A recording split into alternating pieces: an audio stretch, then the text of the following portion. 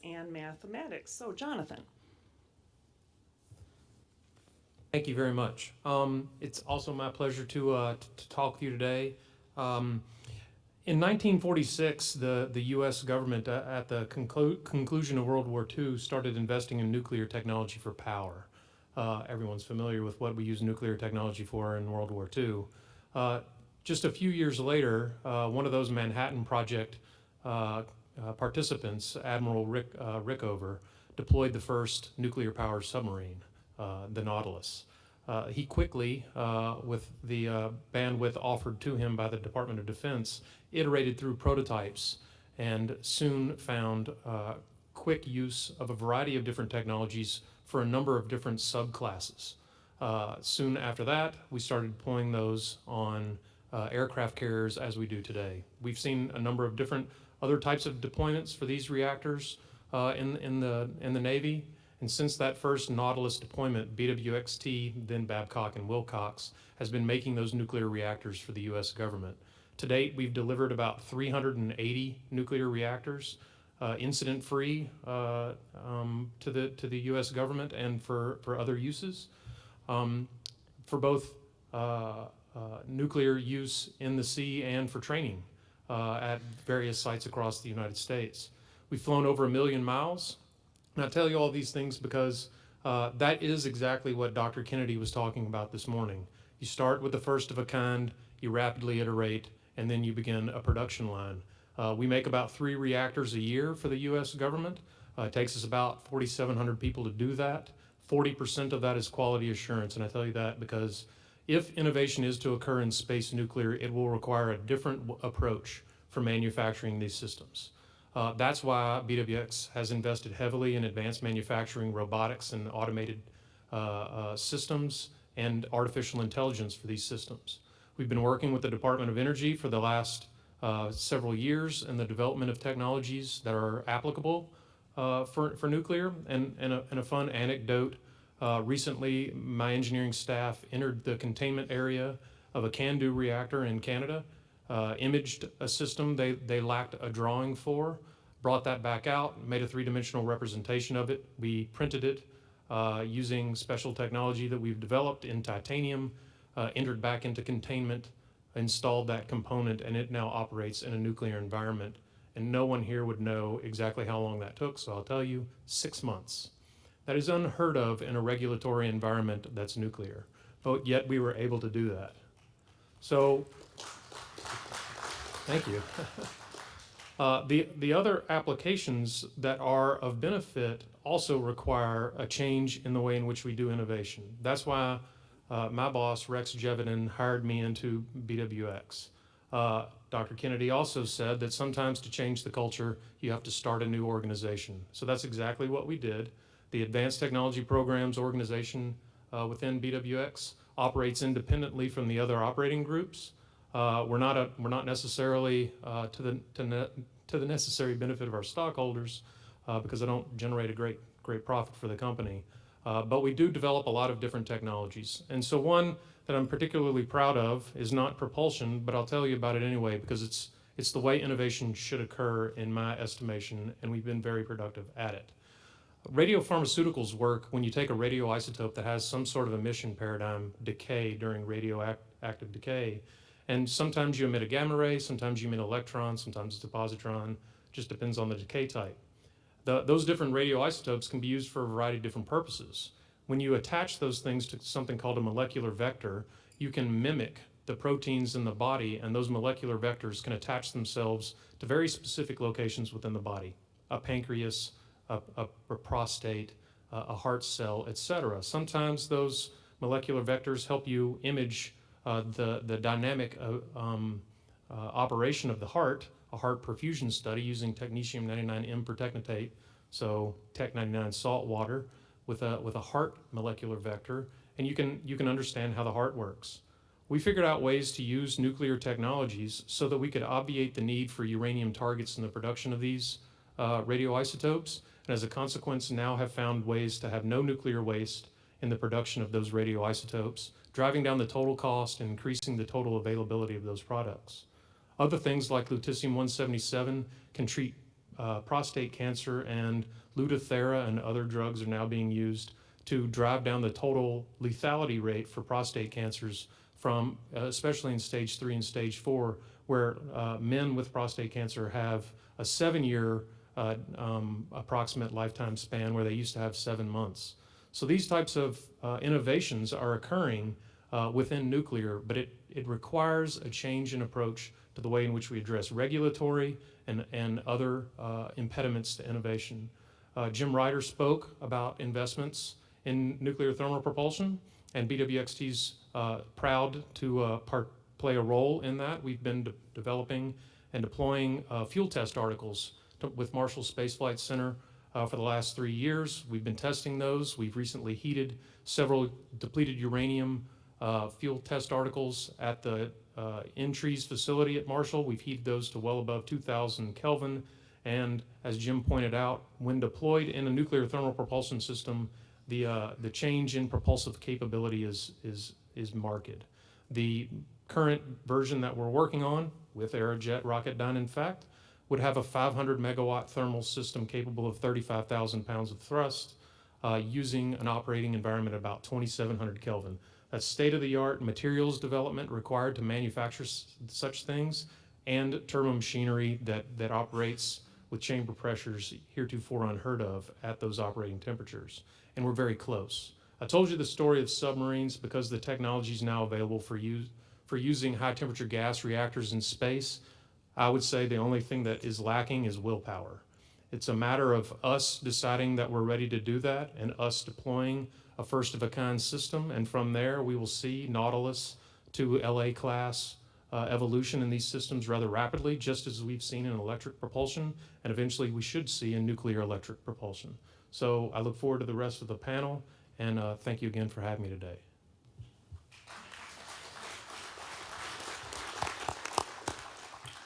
Okay. Thank you, gentlemen, for all of your introductory remarks. So moving on to questions and answers, if you could, each of you talk about the technology advancement required in each of these areas, and maybe specifically focusing on some of the challenges associated with getting these technologies ready for future use in terms of near and far term exploration plans. For example, a more powerful SEP system, advancing NTP or NEP, or the VASMIR system to a higher tier than it's currently at. So if each of you could address that in some way, or whoever wants to start.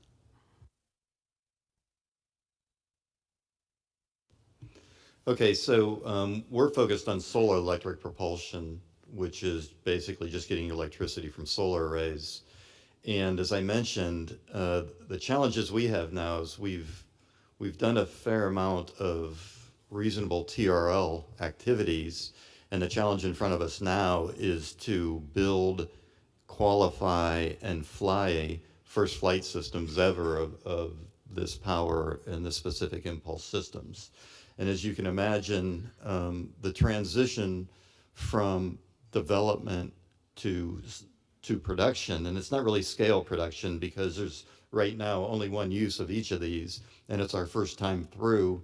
You can see you run into just learnings in general in terms of really are your specifications proper? Can you manufacture to that? As you run into issues during manufacturing, how do you address them? Do you go back and relook at your specs?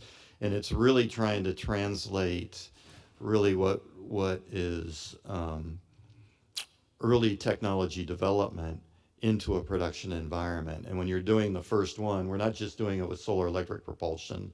We're actually doing it with the RS-25, which was the SSME, and we're building them brand new from scratch with some design changes.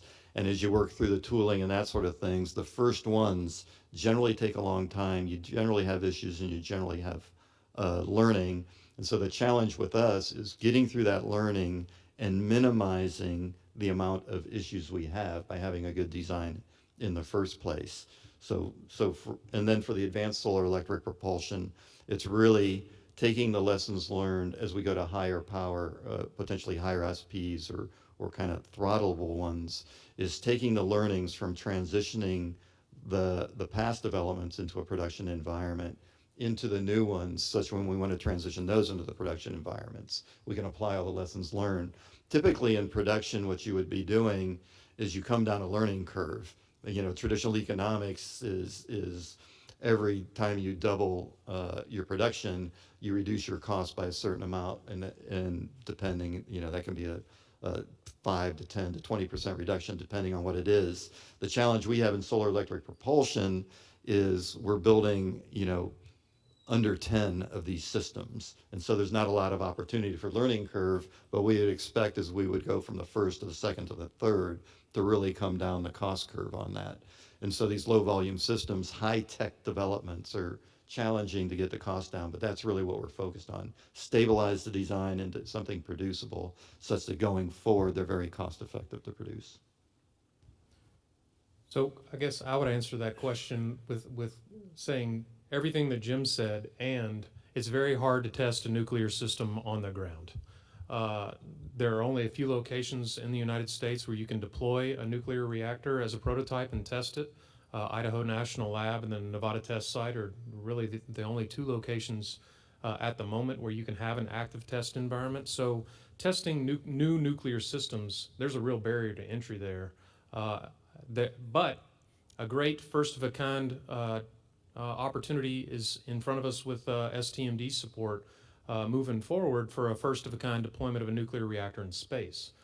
To date, there's no nuclear regulatory agency in space, so it offers us a great opportunity to work around the regulator.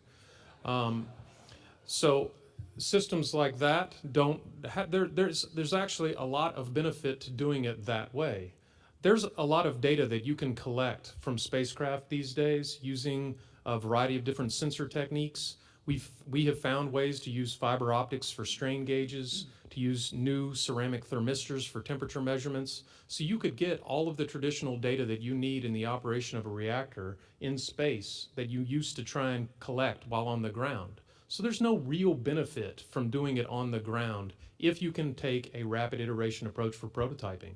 So everything that Jim said, plus working through systems to make these nuclear reactors, the only impediment for us, I believe, is the integrated system. I think the nuclear reactor core, there are designs out there that we could design or that we could take today off the shelf, build and deploy. There's a lot of technology development that Aerojet and others have done for advanced turbo machinery that we could integrate into these systems and test out. So really the only impediment is developing the integrated system, launching it and firing it off and seeing how it works. I just like to point out 3 areas of technology that we have been working really hard on. One is advanced ceramics, ceramics that have to be able to be transparent to RF waves, yet be able to operate at very high temperature. So these are the canister that faces the plasma. So the first surface that faces the plasma sees a lot of ultraviolet radiation. And so the temperature gets up to close to maybe 1,000 degrees C on those surfaces. But right outside of that ceramic, there is a coupler, or what we call an antenna, which has to operate at fairly low temperature to be able to to not incur in a lot of resistive heating. So we want to keep that temperature low. So the cooling, the technology for cooling these devices is very intricate. And then further out, just a couple of inches above, outside of that assembly, there is a superconductor which is operating at 5 degrees Kelvin. So it's it's extremely low temperature. And so the thermal gradients are extraordinary. So that's those are important technologies that we're developing. Superconductor is cryogen free, so it has no fluids flowing through it. It's very unique and it's very lightweight. The other technology is very compact and lightweight RF generators, which we now have. These generators are in the 90s, 95 to 98% efficiency. They weigh less than maybe half a kilogram per kilowatt. They're extremely lightweight and very robust. and they're getting smaller. Technology with gallium nitride in solid state devices. And so these efforts in superconductivity, RF generators, and materials has shrunk the whole package of this rocket so that you can build a rocket that operates at these power levels at packages of the order of maybe 3 kilograms per kilowatt. So very interesting in the idea of deploying an electric rocket of that power level. I want to be very specific about a technology that we could work on. One of the things that the electric propulsion community never really says out loud is that yes, we have great performance, but it takes us a long time to do anything because we are limited in power. And this requires the engines to run for thousands to tens of thousands of hours. And what this means is on the ground, I now have to stand up a facility, and when the lifetime is 5,000 to 7,000 hours, I run for a year. That's commercial world. But when I talk about an engine that's going to run for 20 or 30,000 hours, I now have to have a facility that will run that long. And that means I'm typically launching the spacecraft before my life test is over. And so now I'm going to have to pull in some kind of modeling. But when I run on the ground, I'm in a vacuum chamber, and that vacuum chamber is doing things to the engine that would not happen on orbit. And so I have to create a model that captures not only the performance of the engine, but also what the facility is doing to the engine that would not be there in reality. So if I could invest in something that's really going to move us forward as we look at higher power systems, is how do I do the modeling of life testing so I can reduce the risk of the engine will work as expected?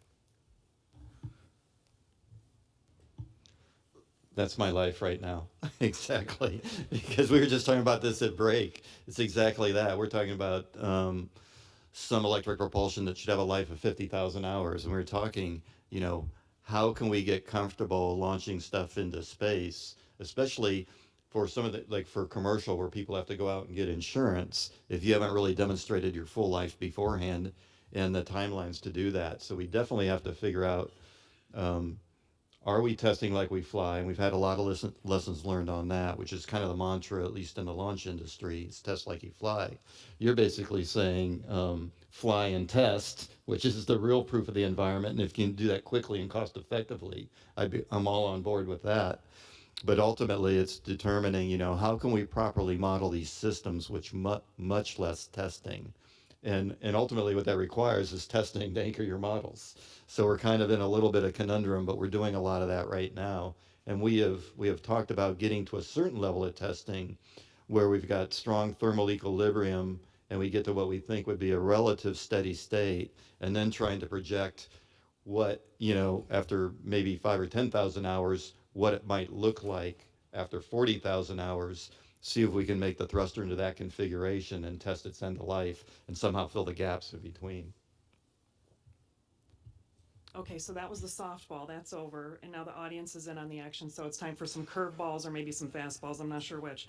But how do you propose to have NASA down select amongst your approaches for exploration? Now, we as a panel have talked about the complementary applications for each of these technology areas, but if you could give your thoughts on that. Put yourself in NASA's shoes, and then give us your thoughts on how NASA would down select.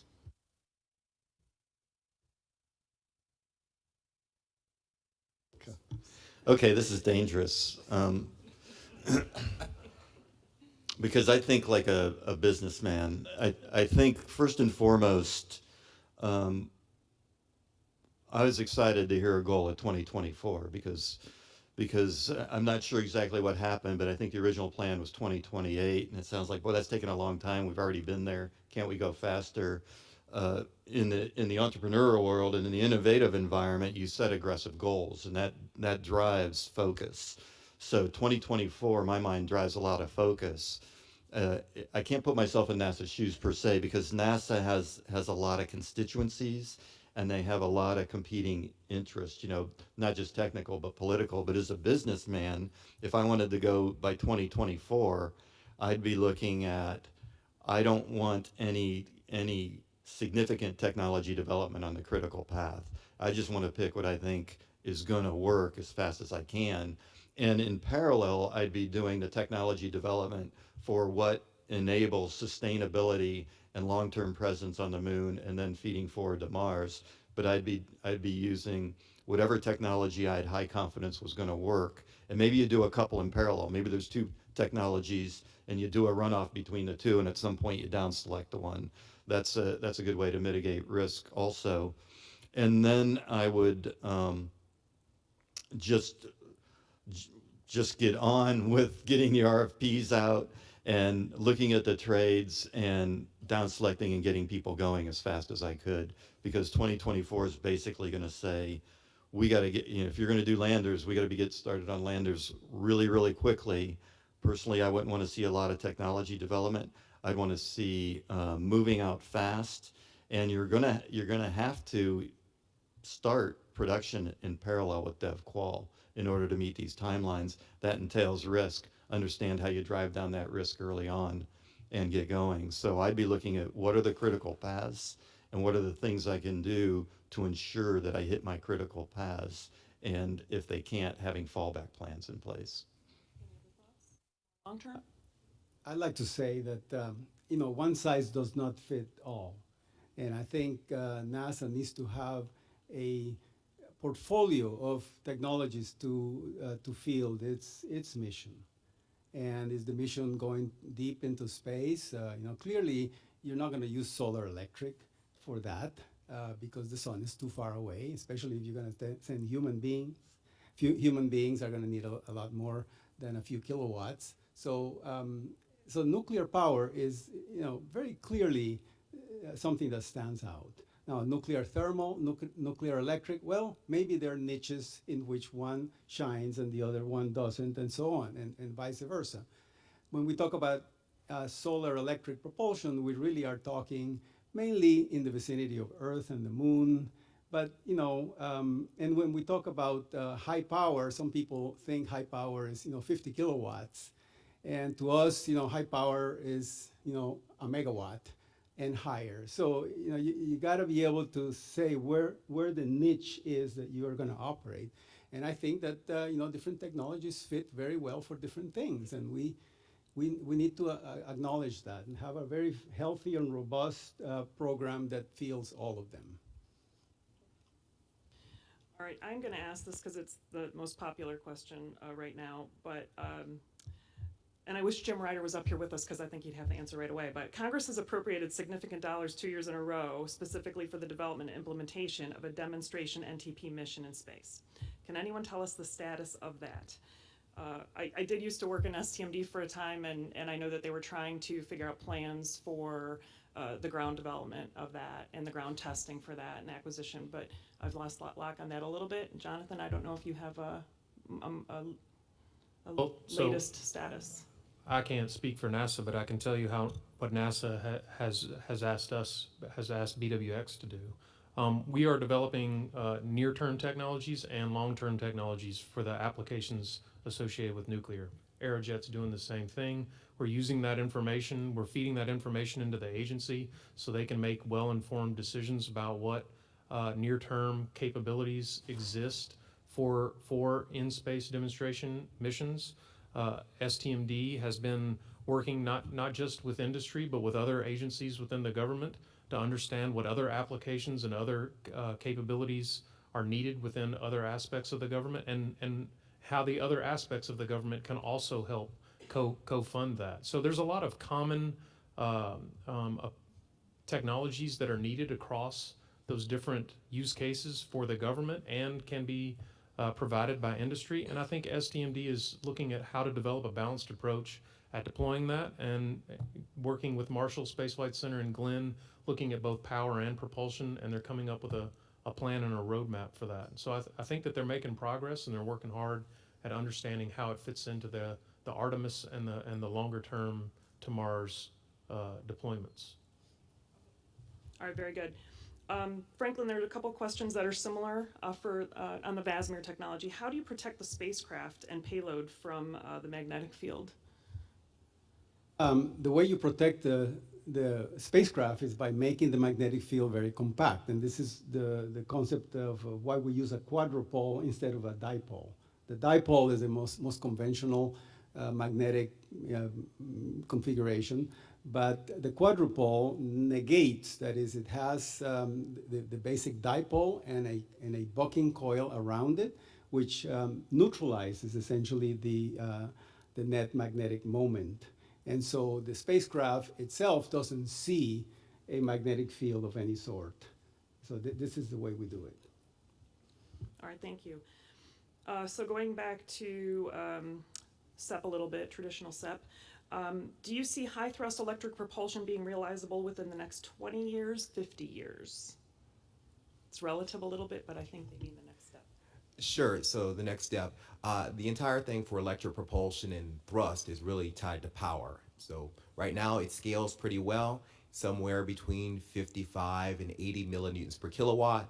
That means every time you come up with 15 kilowatts, you get about a newton of thrust. So as you drive the power up behind it, the thrust is going to go with it. So it's more power than technology. Okay, and I think we're running short on time, but I'm not sure if we have time for one more. Is there anybody here who can, should we keep going? One more question? Okay, good. Let's see here. When might nuclear thermal propulsion be applied to human spaceflight? We'll end with that one. Well, so there are two different paths forward. One requires a regulator, ground testing. If we were to develop systems to test these up as Aerojet and Boeing and others have ground tested rockets since the advent of rocketry, it would be a long time. Standing up a new NERVA-like test system is a very expensive endeavor. So that's one path. Another path would require a series of demonstration missions in space to actually test these systems out and build that capability up. That's why I started my opening remarks with the evidence of the submarine. The first deployed system for use in submarines was in a submarine.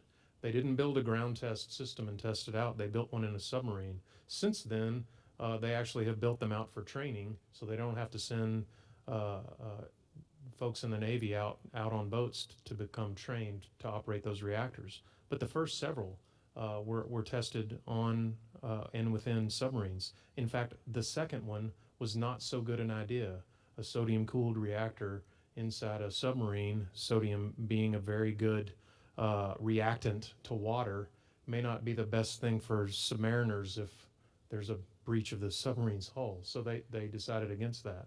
So there were lessons learned and deployments made, and eventually they got to a stable situation, and now folks are on submarines and aircraft carriers with these things routinely.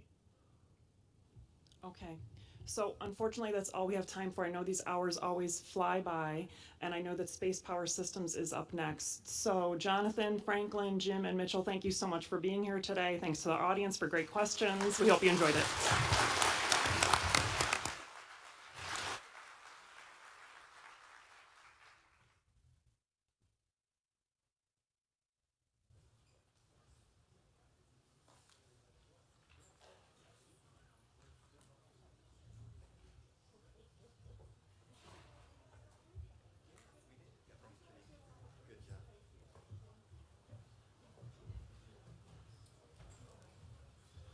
All right, thank you very much. That was one of those questions, when, 10 years, 15 years, 25 years, or 50 years? And here comes Mr. Way as it is. I thought I was going to have to talk to you. How have you enjoyed the Jim and Alan show? Or the Mutt and Jeff, or the Stan and Ollie, or maybe the Hansel and Gretel? Yes, sir. Will you want my script? Yes, sir. You should have it. What? Yeah, I know. I just dropped it somewhere. All right. Thank you, Carol.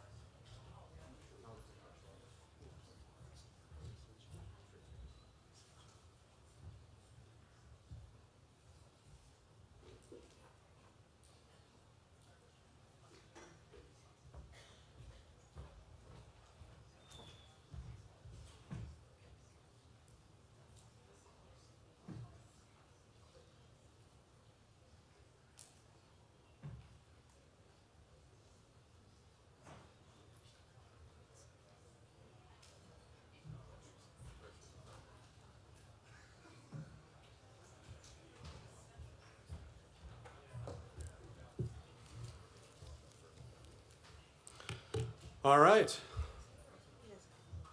We'll get started with our last session of the day before we get to our reception. So this one is called Space Power Systems. Our moderator is Carol Lane, otherwise known as my boss. She is the president of the American Astronautical Society. She is also president of Synergy LLC, consulting in the fields of aerospace and energy. And she also works with X Energy LLC. From 2003 to 2014, she served as Vice President of Washington Operations and Vice President of Civil and Commercial Space for Ball Aerospace and Technologies. With 25 years of defense and space community experience in policy, government relations, and business development, Carol has worked with the federal government and Congress, as well as over 18 years in industry with Lockheed Martin and TRW, Northrop Grumman, both in the operating plants and in the Washington office prior to joining Ball. In 1988, President Reagan appointed Carol to serve as the director of the Office of Commercial Space Transportation under the Secretary of Department of Transportation. So, Carol, over to you. And here's your clicker. So I don't know which is more of a challenge with the propulsion panel, which actually was dealing with carb loading, and we're the last panel before drinks. So it's we'll see which one works.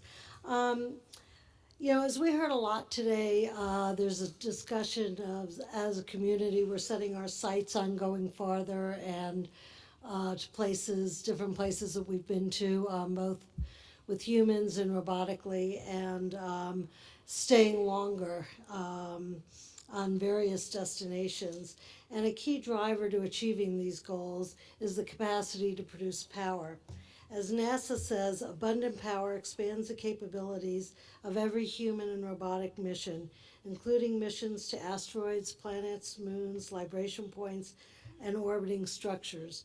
Furthermore, abundant power provides benefits for all phases of spaceflight, vehicle operation, including vehicle operations, electric propulsion systems, and destination applications. So space energy is a critical cross-cutting technology, and it is as fundamental to our success in our space endeavors as energy here on Earth is to our life here. So today we're going to talk about where we are in the space power world, and how each of the people on the panel, how their areas fit into the overall picture, and then talk a little bit about where we want to be and how we get there. What I'm going to do is introduce each of the panelists all at once now, and then we'll just go down and have the presentations. And again, as you think of questions, please digitally provide them, and then we'll have also some time for questions at the end of the panel. John Hamley is a 1985 graduate of the William Rand School of Engineering at Youngstown State University, another local, and the manager of the radioisotope power systems program at NASA. He has also received a master's degree in electrical engineering and business administration from Cleveland State University in 1990 and 2003. He remains in contact with the Youngstown State STEM College as a member of the Electrical Engineering Department's Industrial Advisory Board. Prior to his management of the RPS program, he was the acting deputy director of spaceflight systems at Glenn.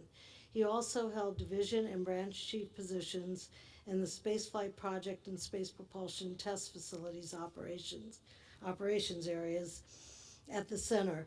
Before entering the management track, he was the lead electrical engineer for electric propulsion and space plasma work at Glenn. His key contribution in this area included development and flight of power electronics for the NSTAR ion propulsion system, which was primary propulsion for the Deep Space One and Dawn missions, the plasma contractor for the International Space Station, and Hall and arc jet thrusters. Next on the panel is Tracy Bishop. as the assistant of infrastructure programs spanning facility management, capital asset planning and construction, safeguards and security, emergency planning, and nuclear materials management. These programs and capabilities enable critical nuclear energy research and development activities by providing and maintaining safe, secure, and compliant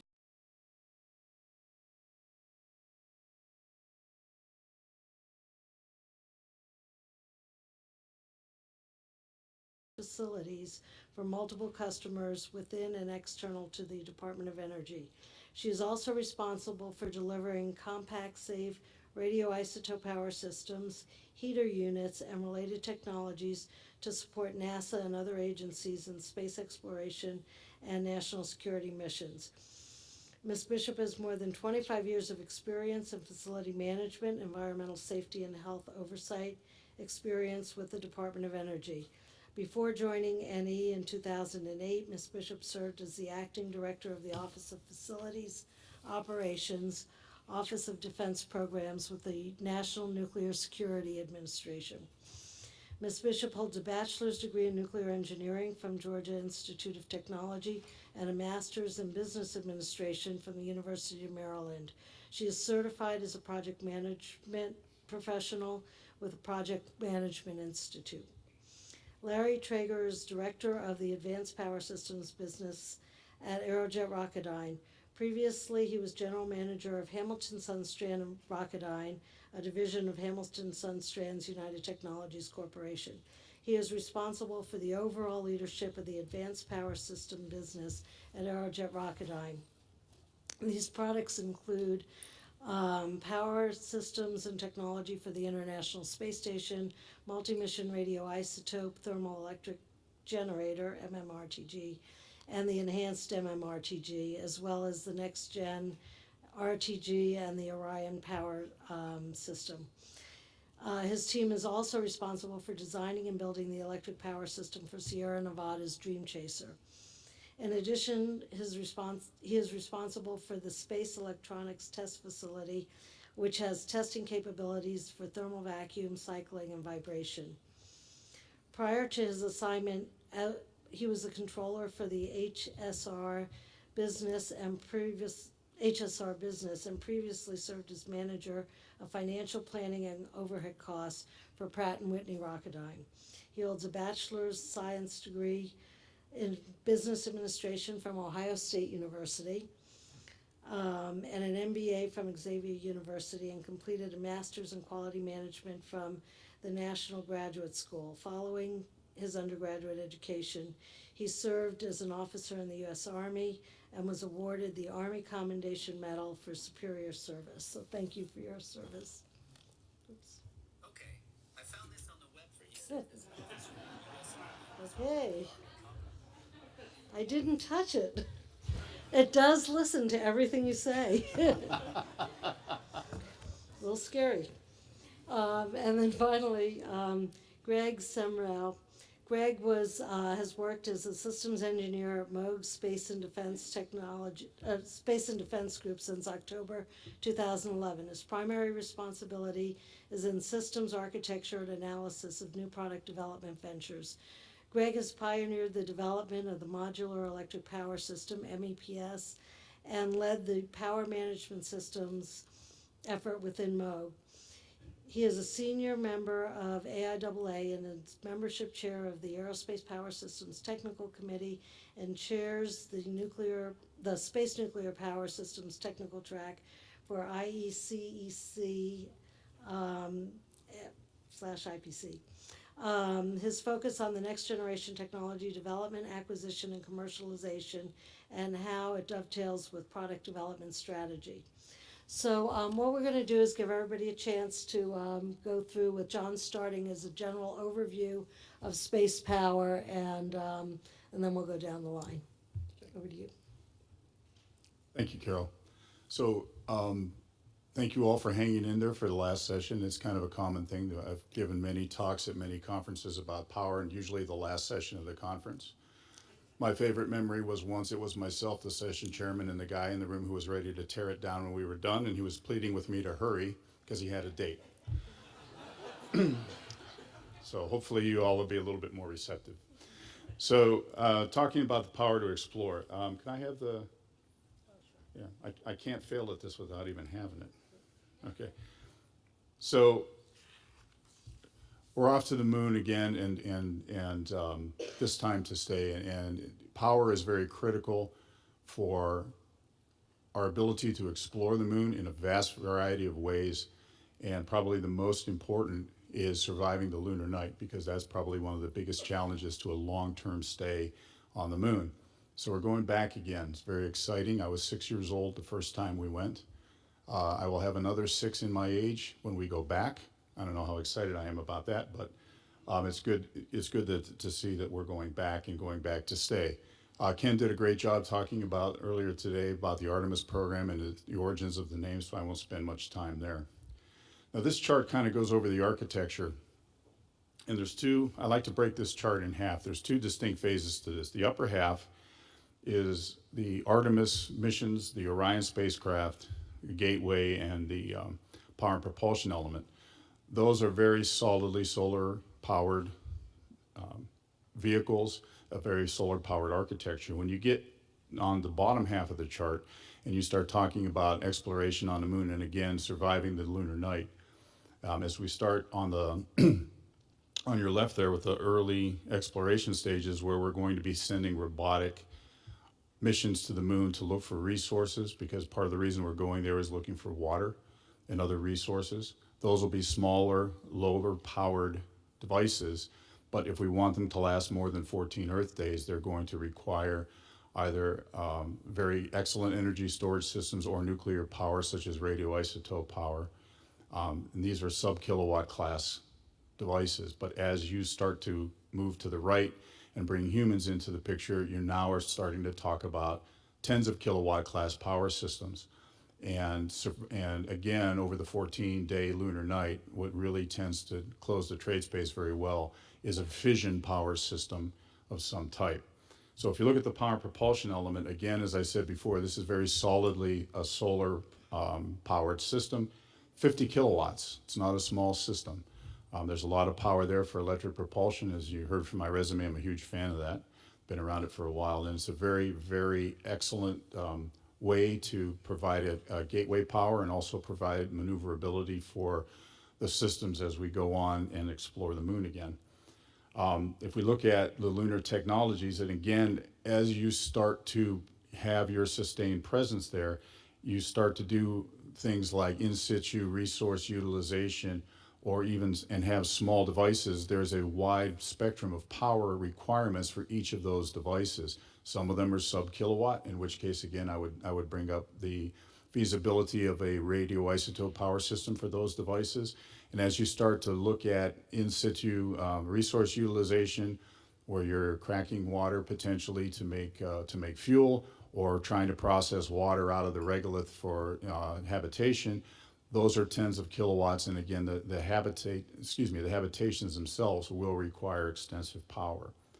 So there's a number of options available here. Radioisotope power systems, the photo there is from the Apollo days, and that is a RTG there in the middle of the picture with an astronaut standing near it. The nice thing about RTGs is that the radiation coming from them are mainly alpha particles and a few neutrons. The alpha particles never make it out of the device, but there is a slight neutron flux, but they're very well suited for situations where they could be near humans or elsewhere, even in the field, for the ability to power remote sensors such as seismometers or whatever it is that you're looking for. But again, as we start to look at habitation, in situ resource, I keep bringing this up, fission power systems are really well suited for that. And the agency is currently working on both of these systems. My program in the RPS program is working on both static and dynamic power conversion systems to facilitate these type of instruments. And also, by the way, someone was talking earlier about life testing and wanting to do a lot of space-based testing. We think the moon is an excellent place to do a demonstration mission for a dynamic power system, because the trip time is very short and the mission time could be a year or two or more, but nevertheless, it will give us a lot of good data there. In terms of excuse me, I keep saying fishing, I'm a fan. Sorry about that. Fission power systems, again, the Glenn Research Center is working on those as well with the kilopower and the Krusty experiments that were done earlier, giving us a very good basis from which to start to look at these architectures and how we can provide tens of kilowatts of power. And a demonstration missions are being planned right now, and we're looking forward to the results there. Once you get beyond the moon and you start talking about robotic exploration, and I have the solar system, and very specifically I have in more there because people are talking about things like interstellar probes and other things. The targets that the Science Mission Directorate where we decide where it is that we would like to explore comes from a thing called a decadal survey. Obviously, by its name, it comes out about once every 10 years. And that's a gathering of the science community telling us what they're interested in and where they think our investment should be in terms of missions. And the latest survey identified the locations that you see there, and I have an asterisk by each one of those, which requires either what I will call a novel or a nuclear power system in order to effectively explore in those areas.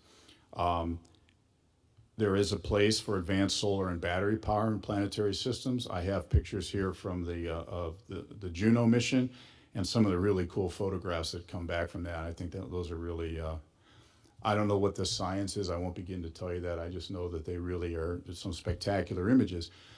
The interesting thing about Juno, it is a solar powered mission, which opens up the possibility of doing solar power at Mars. However, those solar arrays are north of 10 kilowatts in near Earth orbit. However, when you get out to Jupiter, they're producing a few hundred watts because of the fall off of solar radiation. And also, the other reason that they work is that they've done some very interesting orbital mechanics to keep that spacecraft very short times, to keep the times that it's in the radiation belts of Jupiter very short, because every time it transits through there, those solar cells are degraded by that radiation. Now that can be done, you can do things with shielding and so forth to slow that process down, but nevertheless, it's a very interesting situation where solar power can be made to work at Jupiter. However, there are limitations. In terms of surface exploration, radioisotope power systems right now, we have one exploring Mars right now on the Curiosity rover. We've got the Mars 2020 mission to launch in July of next year, July or August.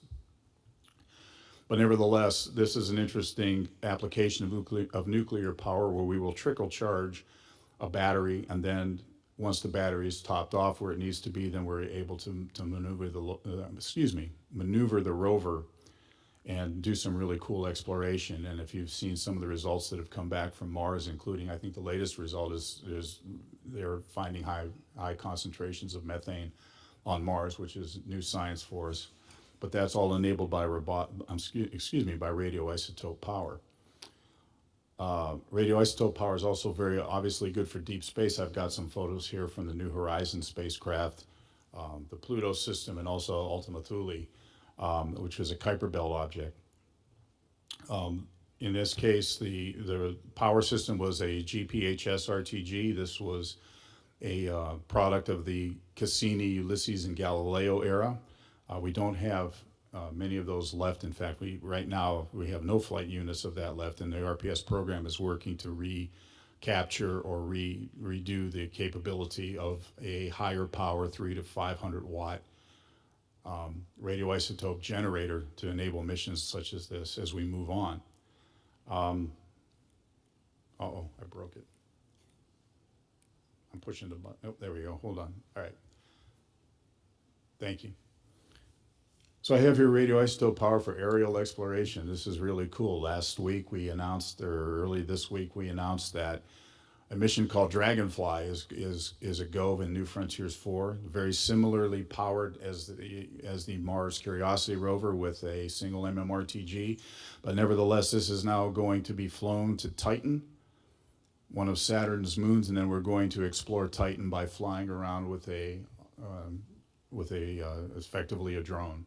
So we'll go from point A to point B in the air or in the atmosphere, which is really, to me, this is really cool.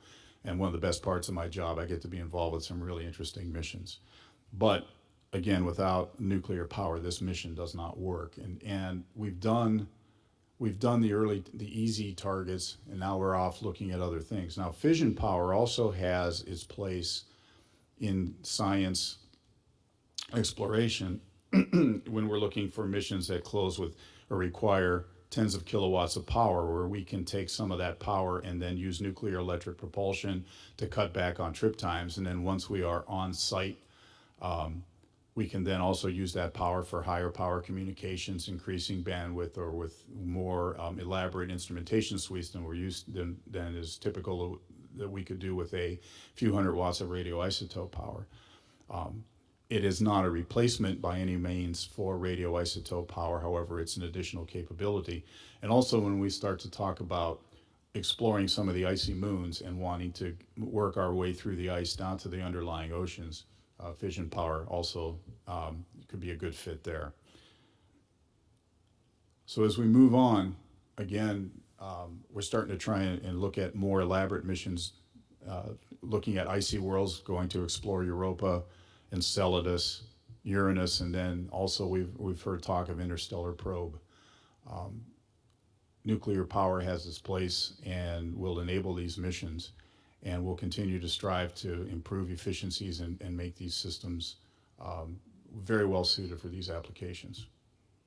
So that's all I have. Thank you. Tracy? Good afternoon.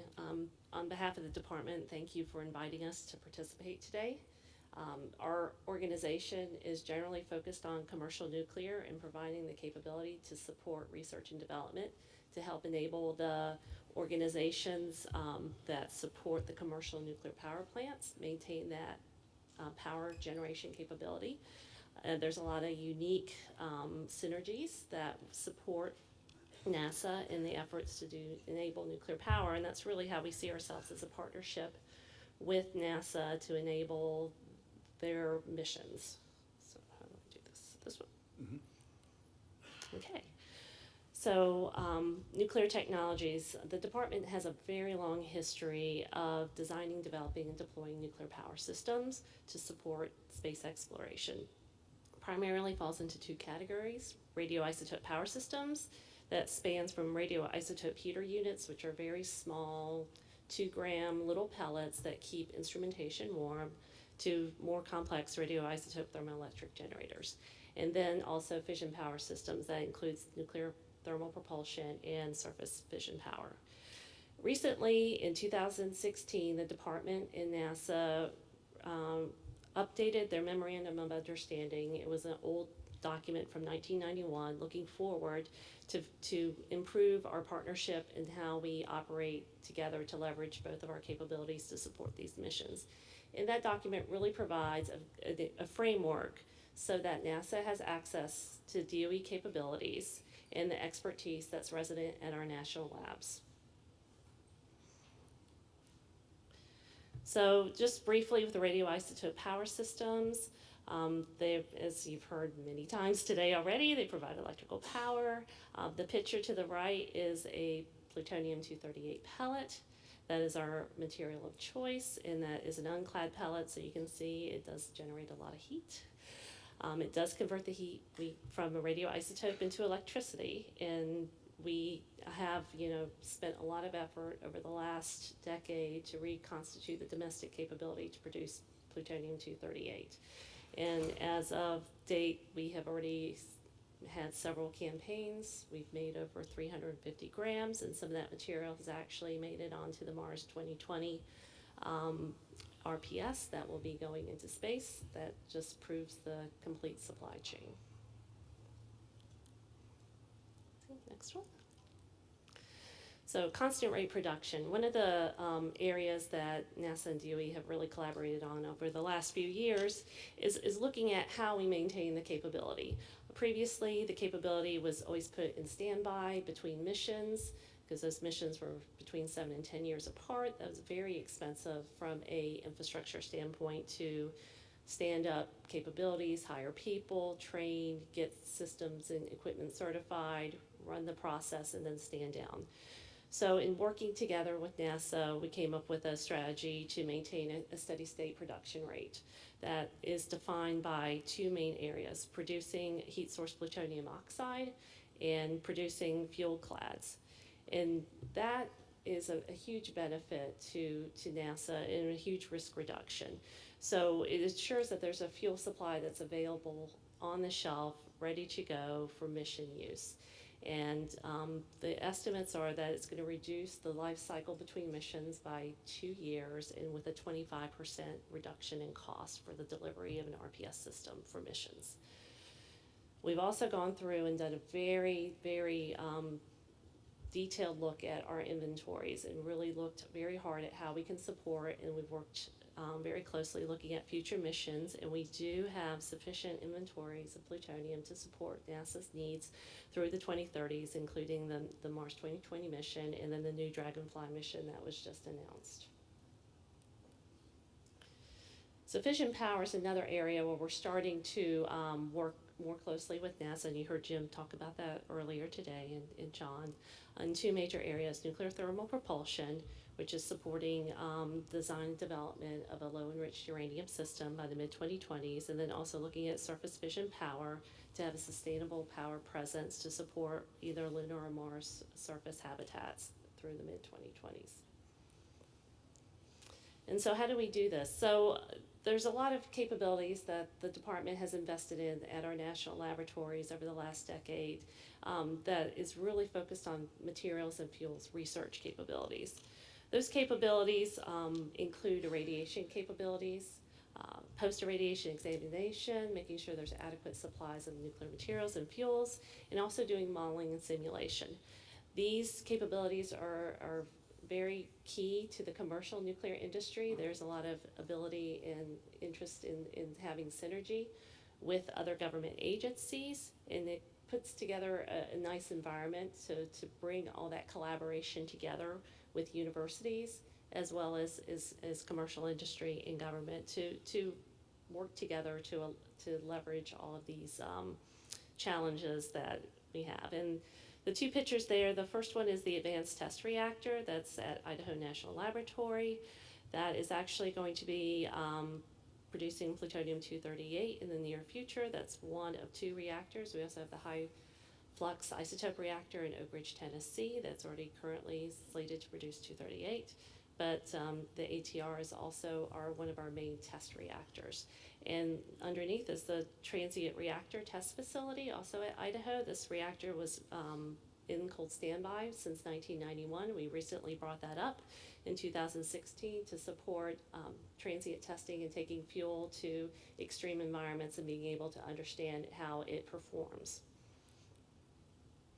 So business processes are another thing that's really key, and some folks brought that up earlier today. Making sure that the regulatory environment for nuclear is always very challenging, but we've been working to make sure that there's sufficient transparency in there so that we can have successful collaborations. And things that usually come up are intellectual property rights, licensing of technology, and launch approval authorities. These are all areas that recognize that we're trying to work together to reduce those barriers to market, to enable to promote the industry going forward.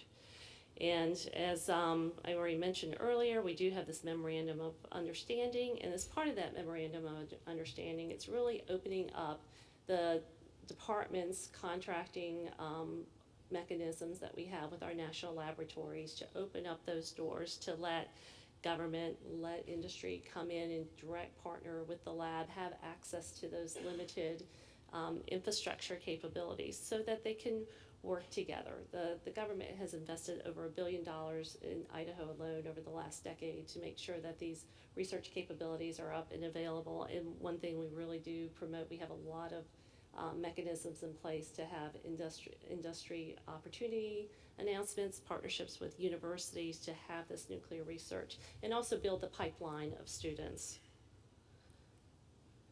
So in summary, there's been a lot of recent successes. There's lots of opportunity going forward, I think, in order to move this technology, get the innovation put into the system going forward. And some of our other bigger efforts that are going on in the commercial industry that you all may have heard about, small modular reactors or microreactors. Microreactors are actually reactors that can be transported into remote locations and be available for remote communities or other uses. Looking at kind of that next step, going forward to driving that innovation. And then also, investing in the technical expertise. I think that's really key, as we've heard from the aerospace industry as well as the nuclear industry. That's just key to make sure that there's enough people and students in the pipeline going forward. Thank you.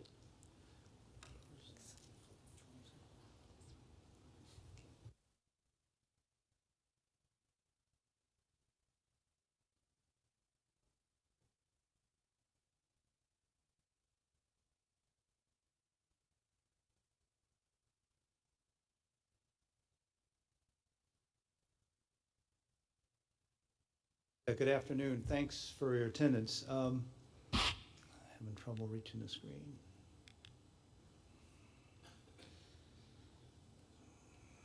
There. Okay, these are the products, recent products as well as current products in our portfolio for the Advanced Power Systems Business Unit. The space station obviously has been flying for a while, but go back. I don't know why it run back. How'd you get it back? There you go.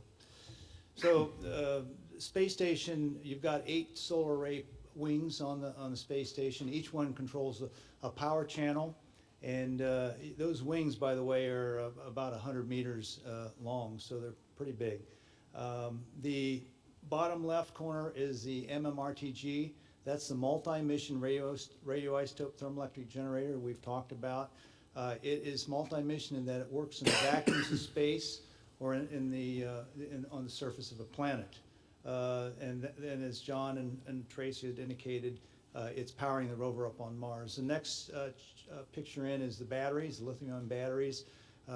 We've built those. They're being deployed on the space station to replace the nickel hydrogen batteries. And then the Dream Chaser vehicle is we are providing the electrical power system for the Dream Chaser.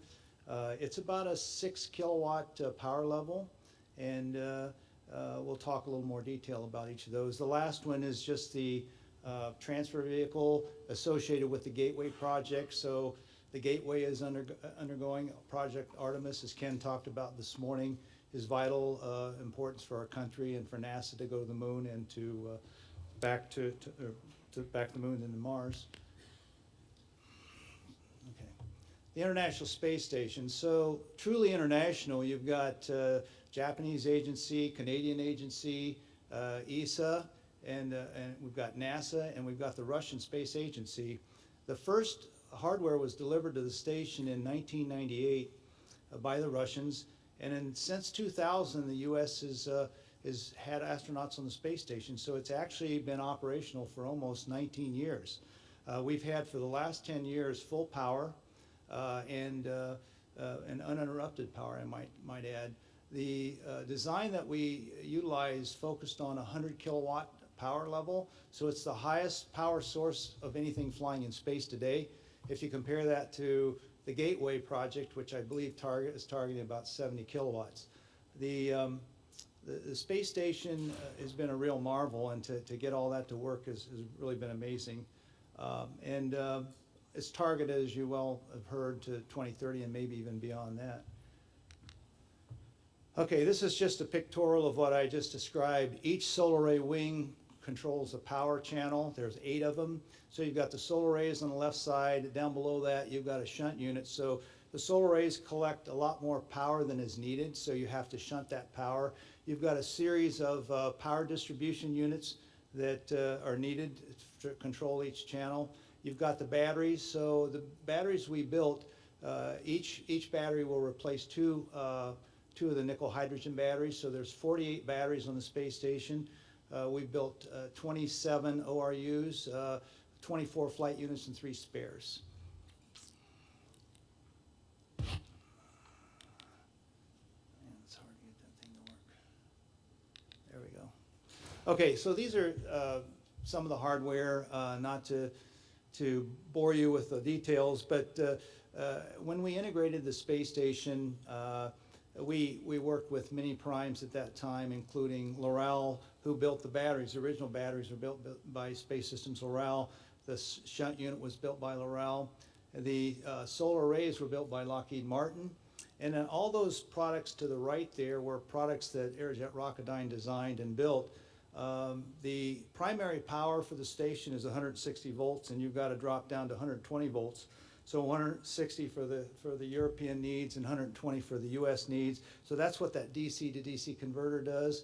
You've got the remote power control module, which is used to, it's basically a circuit breaker. You've got to have thermal. There's a lot of power and heat and electronics that you have to dissipate. So those are critical things that are required.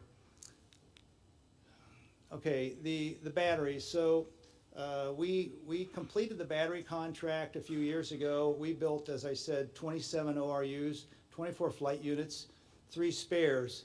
The batteries are 15.4 kilowatt hour each battery. Each battery contains 30 cells.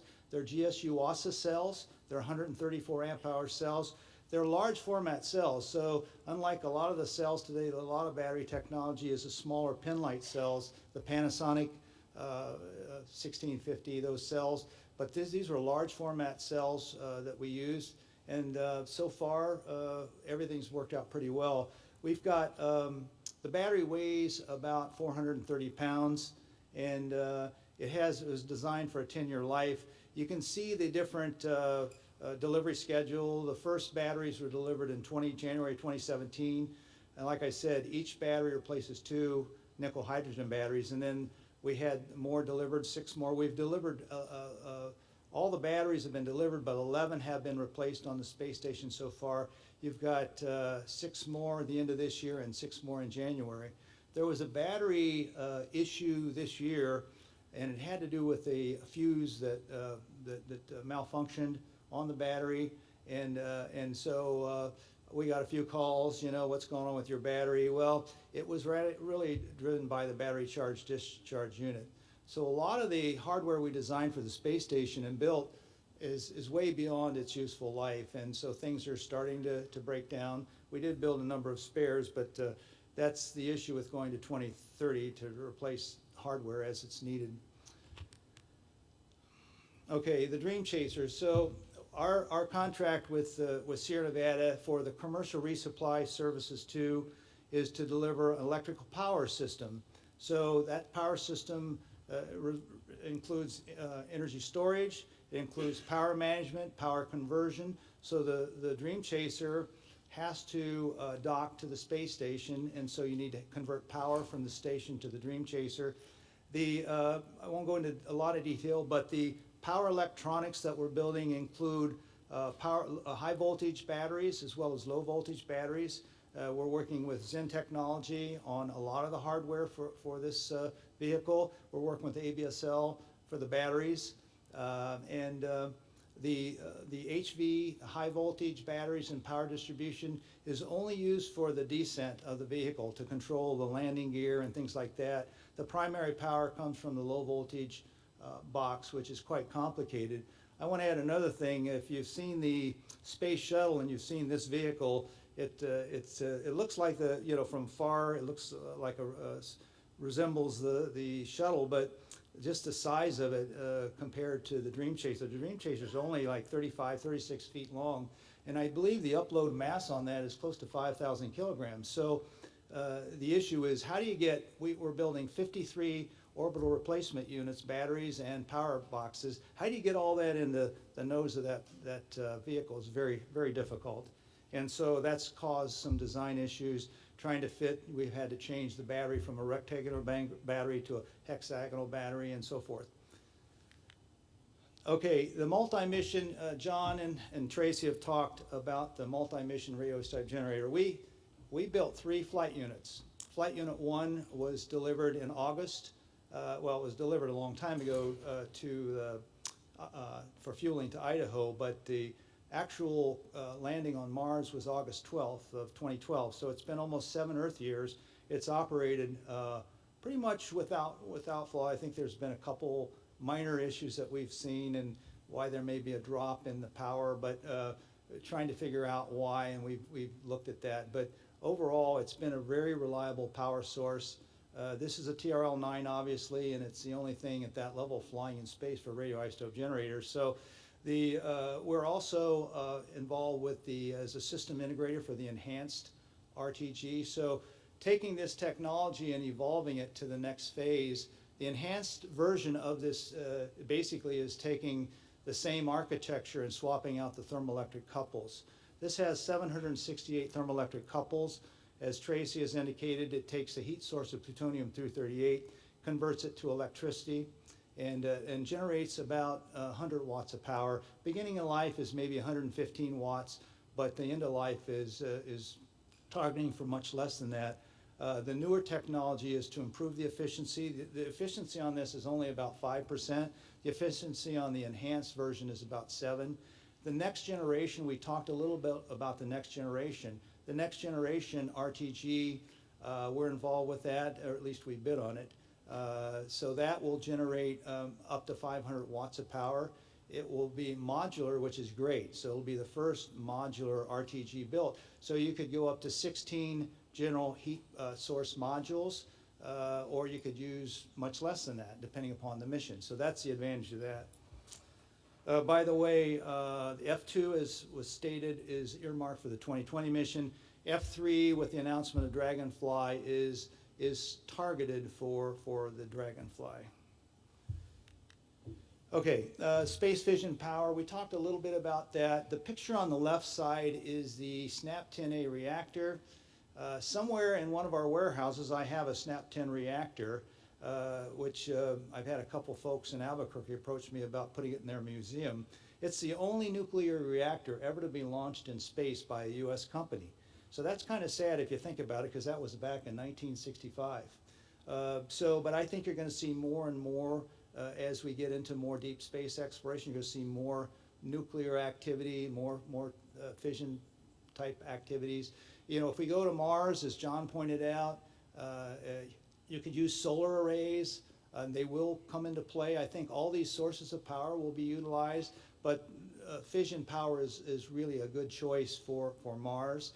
Maybe not so much for Moon in 2024, unless you end up in a crater, which I'm not sure we're going to get there. But in 2024, just to go to the Moon, you probably could rely on solar for power. But ultimately, you will need fission surface power. And then NTP, obviously, with the desire to get to the deep parts of space quickly, nuclear thermal is a viable option to go along with chemical propulsion. So we're involved with that also. Okay, I think this is my last chart, but with these contracts, a lot of the contracts we've been talking about here, they don't come every year, and they're onesie twosie types of things. You know, we built 3 RTGs, 27 batteries, and they come, you know, there's a lot of time in between. So we've had to go out and talk to terrestrial opportunities, including the Navy and so forth, the Army, the Air Force. And one of the things that we did is we entered into a contract with the Navy a few years ago to build an underwater charging station for the UUVs. And that was demoed in the San Clemente, San Diego area last year. It was quite successful. The other is I'm working currently with a battery company that builds nickel zinc batteries, and we actually are building the battery management system for that. So all in all, we've had to go out and talk to different terrestrial type companies. So I think that's it. So I appreciate your participation. Thank you. This is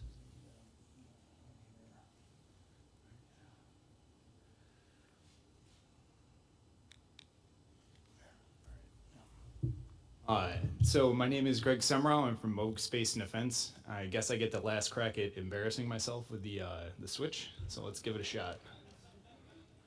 So when I was invited to speak on the panel, I was trying to think of a good way to architect the conversation. So different from a lot of the other people in the room, Moog Space is a tier 1 supplier. Typically, people may have heard of us as hydraulic controls. We do propulsion, Recently, and I say that past 3 decades, we've gotten to electric motor control, which got us into the conversion game, and then recently we acquired some avionics capabilities.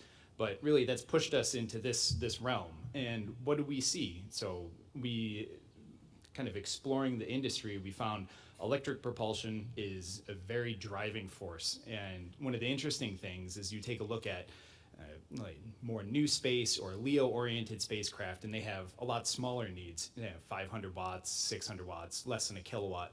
And then you have some of the deep space exploration needs where they're really starting to drive towards 50 kilowatts. I've seen 150 kilowatts. So how do you balance that?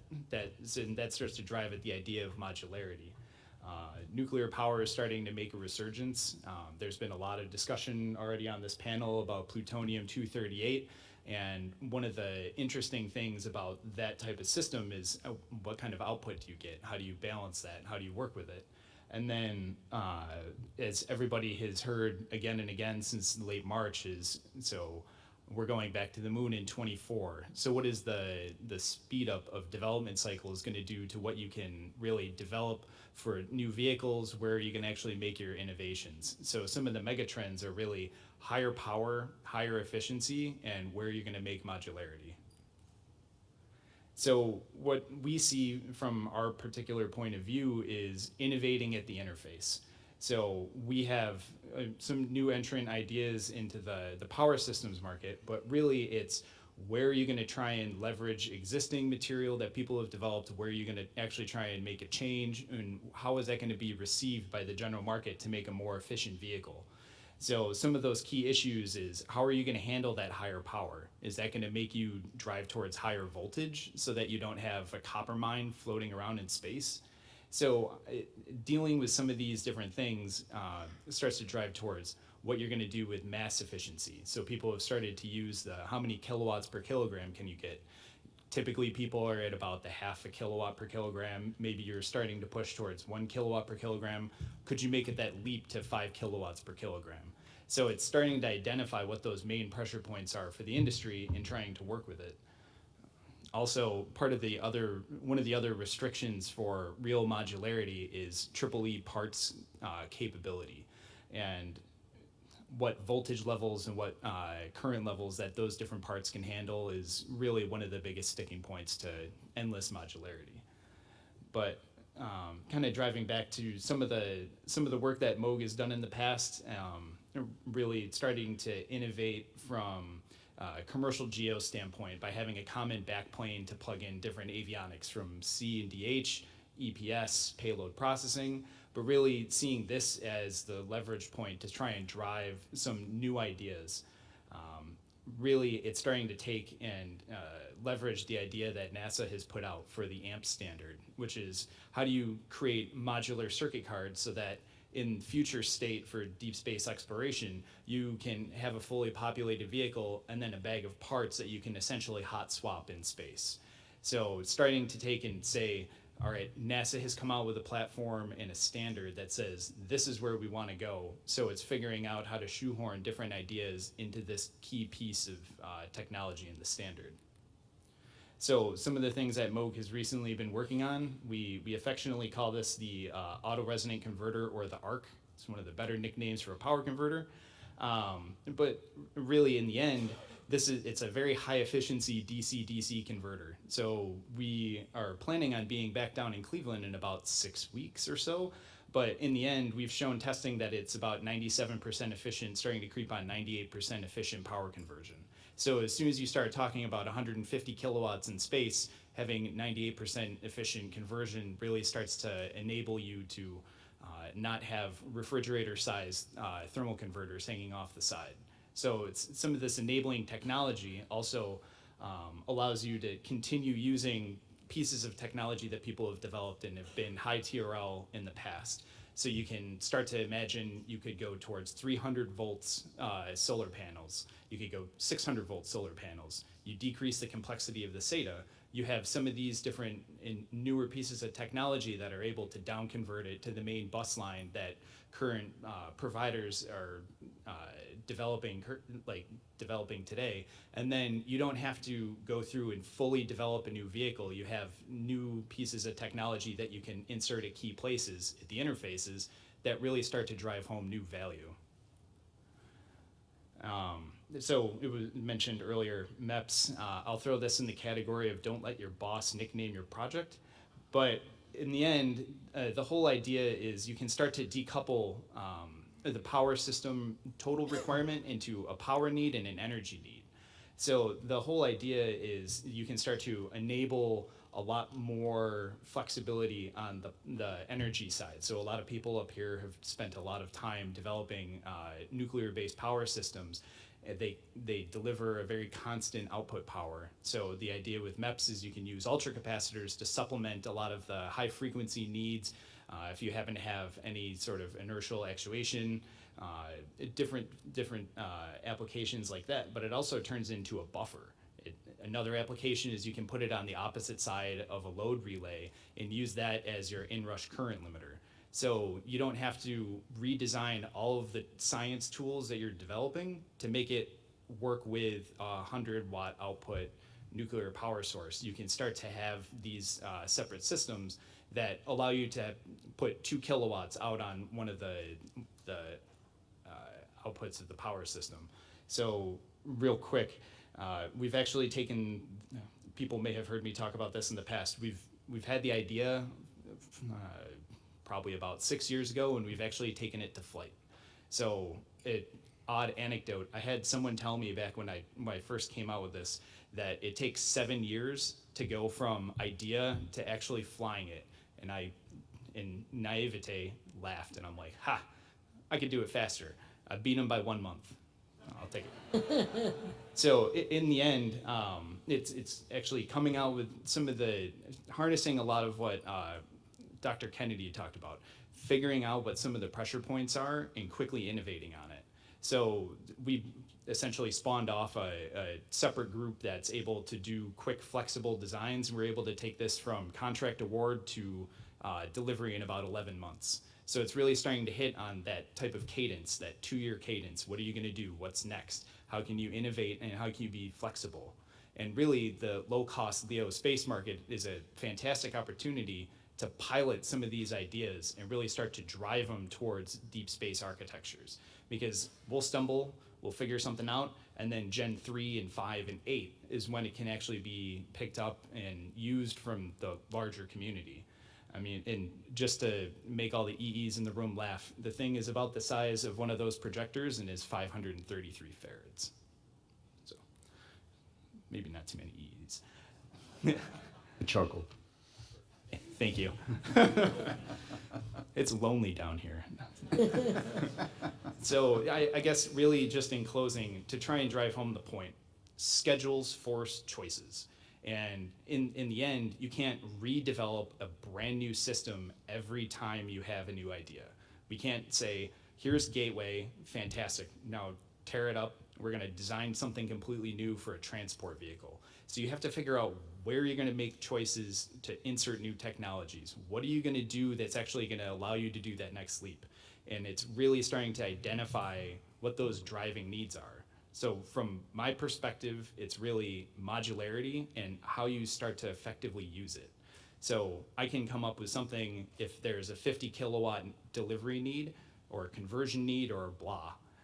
I can have a 1 kilowatt system, I can have a 50 kilowatt system, but what defines that need so that we can have an effective conversation so that we can say this is good for today, but also good for tomorrow, and then what comes after tomorrow. And then because I'm constantly jealous of, oh, that didn't come through all that well, but I'm always jealous of NASA's fantastic graphics that show the fun things that they're doing. It's essentially a picture that shows that Moog has had content that's gone to every planet in the solar system. So, fun. Thank you. Thank you all. I think we have a couple questions. I did want to kind of start off with probing a little bit more into both the government industry roles and relationships and how they may be evolving and potentially evolving in the future. So let me start off by asking, so with NASA and DOE, how do you in the acquisition process go about working together in terms of acquiring new systems? As I mentioned earlier, we have some very unique contracting mechanisms with our national laboratories, and so one of the things we're working with NASA on is to develop those partnerships within the government so that NASA has access to our contracting capabilities. And that gives them a lot more flexibility. It also gets them right in touch with those.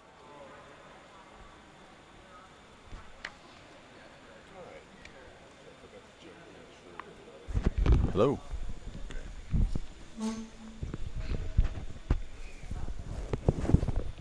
Hey everybody. Okay, I'm getting ready to sign off here. We're finally finishing up with today's festivities. It's gotten a bit late. It's about 5:30, so a little bit overdue. Now they're just doing questions and comments, but I wanted to take a few moments to say good night and look at some of your comments to see what you guys think of all this, because I hope you like it. This is something that I'm bringing to you guys via the American Astronautical Society as an attempt to maybe, I know I don't do the Hangouts as much as I used to, and this is one way to bring other kind of long form content to you guys. And I'm going to be taking a lot of this stuff and repackaging it into smaller bite-sized chunks, but for now I wanted to just do the entire stream. Also want to apologize for this morning where I didn't have enough bandwidth and the stream kept dying and old events died out and new ones started. So you guys were chasing all the different streams that were out, at least on YouTube anyway. But Twitch, everything was pretty stable. Everything stayed the same. So if you stayed on Twitch, you got to see the stream as it came up and down.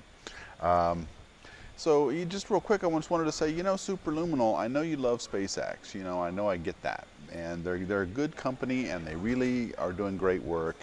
But, you know, when I made that video a couple of weeks ago about Elon Musk ruining our night sky, people got really belligerent because they thought I was just bashing Elon Musk, and they get very tribal about it. And I'm getting a little bit annoyed at this behavior where people just get all clumped together in some kind of little group, and then they start acting like anybody else who doesn't agree with them is, you know, the enemy. And that's just not true. But you know what? People criticize and love NASA. People criticize and love SpaceX. People criticize and love Blue Origin. You know, if I had to put my money on a billionaire, though, it's not Elon Musk. My billionaire that I like the most right now, anyway, is Jeff Bezos. As I've said before, I think that he's got the right attitude with respect to space. I think that he's building an infrastructure first, and I think that has to happen. He's more of a turtle in this race, whereas Elon Musk is the rabbit. And I don't know. I worry about his safety issues, especially going to Mars. SpaceX is doing great work. It's doing amazing work, and it has made a lot of things possible that weren't before. So I'm a big fan of SpaceX, but I'm also not going to just love everything they do because they do it. And I think you should think about that a little bit. You know, it's okay to criticize this. I mean, I love NASA, but I criticize them too at the same time. So, you know, they do, Galaxia. They start acting like minions. So stop doing that. Just appreciate what they do. But if someone says something bad about it, don't just jump all over them. I mean, I'm still smarting from that video, and all I was asking was, shouldn't we have a conversation about all of these satellites that SpaceX is putting up that could, in fact, have a detrimental impact on astronomy research from the ground? And I think that's a conversation that's very valid. But because, you know, it's a little bit of a slightly questioning of Elon Musk's motives, then people get all bent out of shape about it. So anyway, that's my rant on there. I'm coming back tomorrow. Tomorrow is a half day. I start about 9 o'clock Eastern time, and I'll go through noon. There is a luncheon here where Charlie Bolden, the astronaut and former NASA administrator, is going to give a talk. I don't know if they're going to live stream it, but if they are, I will stream it to you, and then that'll be it for tomorrow, and it'll be over early afternoon. So I hope you guys are liking this. I hope you guys appreciate this content in some form or another, because I know that many of you watching who've been in and out throughout the day have appreciated long form content in the past. I know most people on YouTube and Twitch, and well, maybe not so much on Twitch, but on YouTube at least, they don't have the attention span to stick with it. So thanks for sticking with me, and Adam's Energy. It's good to see you again, Adam. I haven't seen you in a while. Who makes the best Bond villain, Bezos or Musk? I think, well, Jeff Bezos looks like a Bond villain, but Elon Musk acts like one. So, all right, anyway, I'm going to go ahead and sign off for the day. Thank you guys for watching, and we'll be back. I'll be back. Oh, real quick, I want to say next week we've got a hangout. I do have a hangout with the researchers from the neutron decay experiment. And so we're going to talk about that experiment, the one that I just made a video about, and people have been asking a lot of questions about it. So I'm going to have those guys on to explain the experiment to us. And if you've got questions, you're going to want to be there for it. So next Thursday, July 18th, I think, is the day. So check it out. It'll be back at 3 o'clock Eastern Time, normal time. So talk to you guys later. Okay, gotta find the buttons. Here I go, looking for the buttons to stop the stream. Awkward moment. Off, there we go.